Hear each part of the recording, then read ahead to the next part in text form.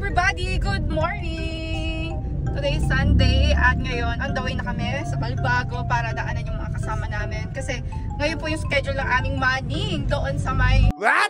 Wow! San Antonio, Biñan, Laguna. Pupunta tayo ngayon sa developer ng House Talk. Doon kami magmamaning yung granary model house.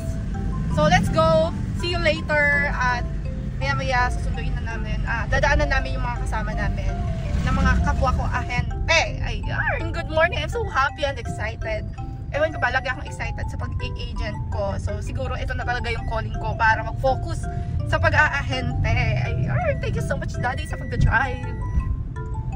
Bye! See you later! So guys, ayun na yung kasama namin. Good morning! Kasama ko na si Ma'am Joanna. Tama, di ba ma'am?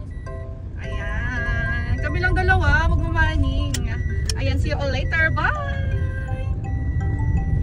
Hi everybody! This is Rose and welcome to Ang Buhay Ahente Serye. At napakaganda nga ng araw na ito because today is Sunday. Napakabanayad ng trapiko. Walang ka-traffic talaga dahil nga linggo siguro, kaya ganon. So from Balibago, papunta kami ngayon sa Barangay San Antonio, Biñan, Laguna sa House Talk Incorporated. Sila po ang developer natin dito sa The Granary. Kung itatanong nyo kung malayo ba ang The Granary, of course not. Napakalapit niya po talaga sa lahat. Kasi from Balibago nga hanggang sa mismong site ng The Granary is 5 minutes lang po talaga. Napakalapit.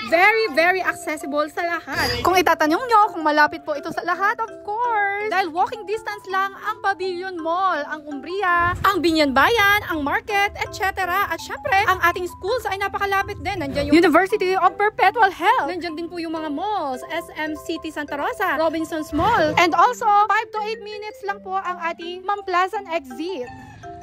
Papasukin po natin ngayon yung dress-up model house, kung paano nyo gagawin yung unit nyo. Ayan, napakaganda. So, ganito po yung model. Ayan. Ganito yung magiging living room. Ayan, may nilagay silang mirror dito sa side ng pinto. At ito po, wow, napakaganda po. Ayan, nandito na yung ref. Andito na po yung ating dining area. More on my glass, no? Ang ganda. Tapos, ito po yung lababo. Ayan, guys. Tapos, akyat tayo sa taas. Ay, ito yung CR. Wow, ang ganda ng CR, guys. Oh. Wow! Tapos, ayan. Akyat tayo pataas.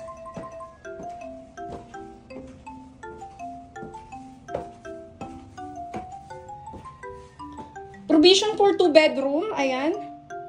Ito tayo. By the way, ang The Granary Biñan ay matatagpuan sa Bayaba Street, Barangay San Antonio, Biñan City, Laguna. Pinakamurang single unit na po ito sa Biñan, ha? Napakababa ng down payment. At syempre, malapit sa lahat ng sakayan. San ka pa?